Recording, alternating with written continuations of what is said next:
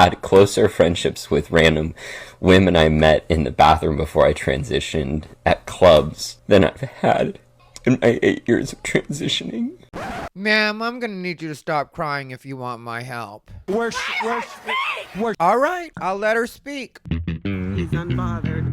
What's up, everybody? Rivera here, the absolute best LGBTQ comedian in the world. Before we get started, I'm just gonna ask that you like, comment, and subscribe. If you want to comment to help the algorithm, but you don't know what to comment, just leave a knife, because they're definitely gonna come for my neck. I think it's worth the heat, though. This video has been making the rounds. I'm sure you've seen it by now, and if you haven't, a trans man has realized that he's actually a woman, which I could have saved her the trouble, really. But we're supposed to humor people, so I'm gonna let this play and let you guys watch it, and then we'll talk about what he's saying, she's saying. You know, I think when you're crying on the internet like this, I don't really have to refer to you as he. I'm allowed to say she because you're being a woman right now. Let's just get to the video. Nobody told me how lonely being a man is. I had closer friendships with random women I met in the bathroom before I transitioned at clubs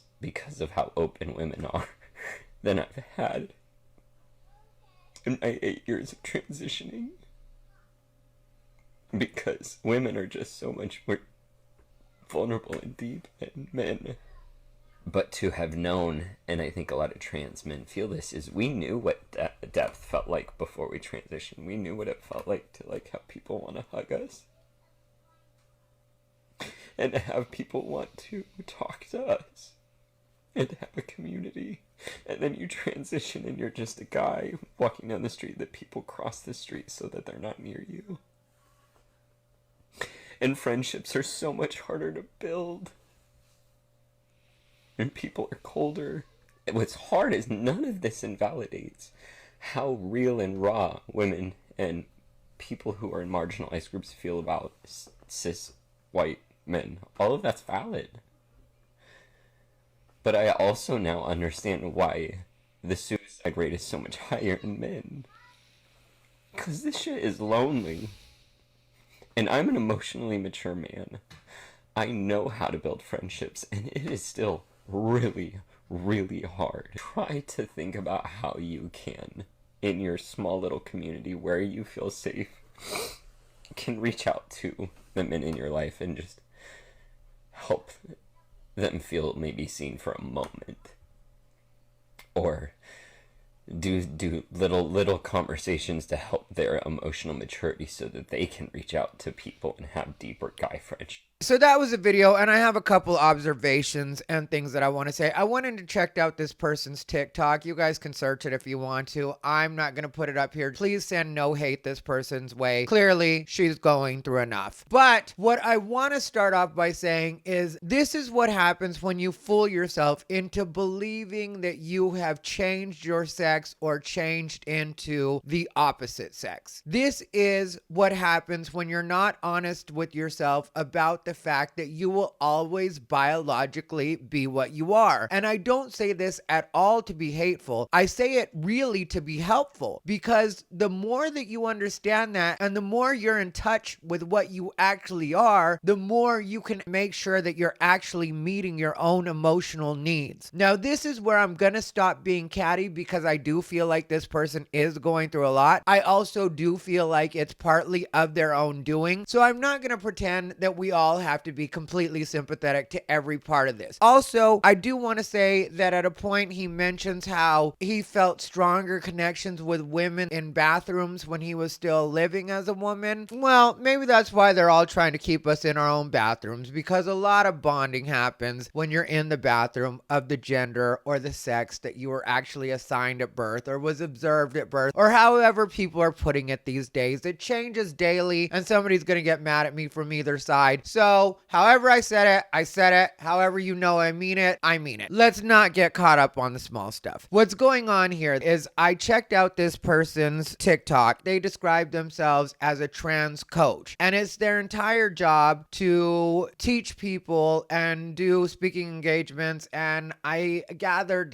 help with HR type events, for lack of a better term, in educating on how they can be more sensitive to trans people. Also, it seemed seemed like they were touching on the people of color thing. You saw where they mentioned what marginalized people deal with when it comes to cisgender white men. So here's the thing. If cisgender white men aren't shit, which is kind of what you're saying, then why did you want to be one so badly? Let's start there, because you've gone through a lot to become the enemy. Then let's move on to the fact that not all of us as people of color and marginalized people see cisgender white men as the source of our problems or what holds us down. So even though we can talk about the fact that historically certain things have happened that would make people feel that way, and maybe to certain degrees some of us do see what some people are talking about when they say that the system may be somewhat stacked against them, but a lot of biological white men really have worked hard to be allies, even though they don't use the corny word allies. So what you have to understand is that a lot of biological white men are already doing what you are trying to educate people that white men need to be doing. They're just not wearing a cape about it. They're just not constantly patting themselves on the back about it, which is what you're basically doing in your entire TikTok, which I understand your TikTok is disguised as positivity. But when I look at your TikTok and it says stuff like, "Hi, my name is James Barnes and I am a trans gentleman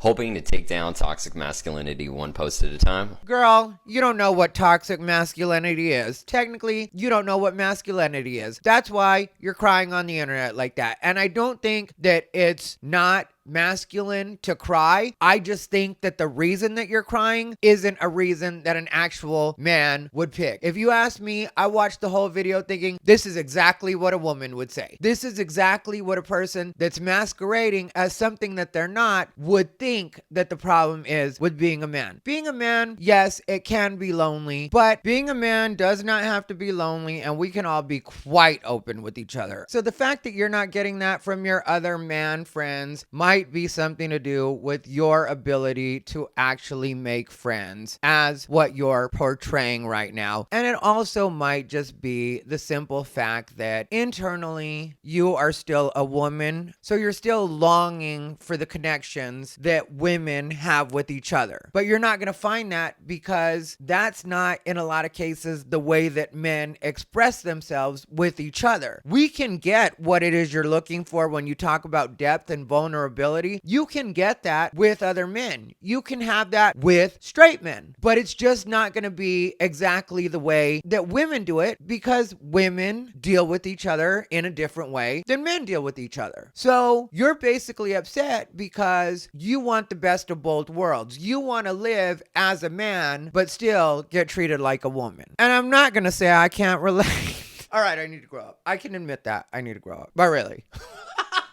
A lot of us, and I say this as a person that you have to understand, I'm not only living the gay lifestyle. Most of my friends are biological, specifically, in a lot of cases, white men that are very masculine. And we don't have a problem telling each other, I love you. We don't have a problem discussing things that would be somewhat sensitive. We do not mind giving each other advice. We don't mind helping each other when we're weak or feeling weak, because we know that our masculinity is not dependent on any of these things. So what you're crying about is the fact that you're doing your best impression of what you think a man is, and you're failing at it. And your friends, because I saw, like I said, I paid attention to his TikTok, and he was saying that he has straight cisgender, which I understand, folks. I don't use the term cisgender. I'm using it because these were his words. That he has cisgender male friends that really support him. And yeah, they lie to you. Because if they were being honest with you, they would let you know that yes, we do respect you as a man, as a trans man. It's always going to be something different. You're not ever going to understand what it is to truly be a man because you didn't go through being a boy. Like a lot of what you're going through right now now is kind of being a teenage boy because you've only been a man for so long. And that's just the fact of it. Or you've only been working towards being a man for so long. That's why in a lot of cases, women get upset with trans women because trans women, not all trans women, but the ones that we see publicly, in a lot of cases, think that because they transitioned and are now trans women, that now they can tell women what the difficulties are with being a woman. Which is the same thing that this person is doing, is thinking that because he transitioned and lives as a man, that he is now actually able to tell men what the problem is with being a man and what it is that we need and what it is that we're looking for. And yes, he may speak for some very weak men. Hate to be mean. But in that way, it's usually not what the problem is. And when he said, I'm an emotionally mature man, no, you're not. You are an emotionally maladjusted woman that's trying to put on what you think is supposed to be a man and then getting upset because you're not having the results that you think you should be having. It's actually quite exhausting, to tell you the truth. Even for me as a bystander, as a viewer, it's just exhausting because this person fails to realize that when your job is to constantly talk about the evils of what it is that you have become and how these people constantly, and when I say these people, biological white men, constantly need to apologize for their existence and atone for sins that they themselves and their generation did not commit to people that they don't know, and in a lot of cases aren't even looking for that from them, then how can that not play on your self-esteem? Because that's what you have become. That's what you have aspired to become, and now that's what the world looks at you as, and you are projecting onto the world what it is you assume that they're automatically thinking about you. Because that's what you're telling these companies and businesses and your TikTok that your group is. See, you can't say constantly what I am, or in this case, what I'm portraying isn't shit, and then not eventually begin to feel like you're not shit and also assume that the rest of the world is thinking you're not shit as well. See, that's why on my channel, I will definitely talk about the fact that a lot of LGBT are messing up. A lot of LGBT do need to get it together. But I'm also very clear about the fact that most of LGBT is not about that. Because I never want myself to be making it sound like what I am isn't shit. Because eventually I'm going to adopt that and then I'm going to think I'm not shit and I'm going to be crying on the internet like this bitch. Anyway, let me know your thoughts down below in the comments. This has been Ty Rivera, the absolute best LGBTQ comedian in the world.